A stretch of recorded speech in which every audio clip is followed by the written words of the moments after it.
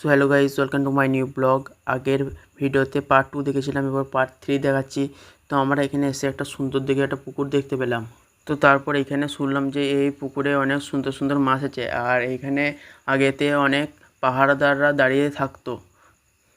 তো তারপর আমাদের গাইড এসে আমাদেরকে বলছিল যে এখানে আগের ইতিহাস সব বলছিল।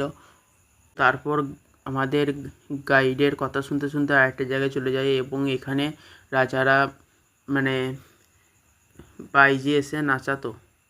তো তারপর আমরা এখানে এসে একটা পুকুর দেখতে পেলাম। এই পুকুরে এক একটা মাছ প্রায় 15 থেকে 20 কিলো করে ওজন। তো এখানে মাছ খাওয়া হয়নি, কারণ এখানে এরা মাছকে পুজো করে।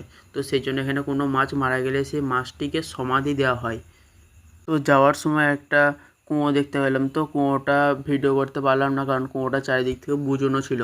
তো উপরে জাল দেওয়া ছিল, সেই জন্য ভেতরে কিচ্ছু দেখতে পাইনি। তারপর এখান থেকে বেরিয়ে চলে যাচ্ছে আর একটা সাইট সিন দেখতে। তো এখন টোটো করে আমি আর আমার সব বন্ধুরা একসাথে যাচ্ছি। ফাইনালি গাইস চলে এসেছি আর একটা জায়গায়।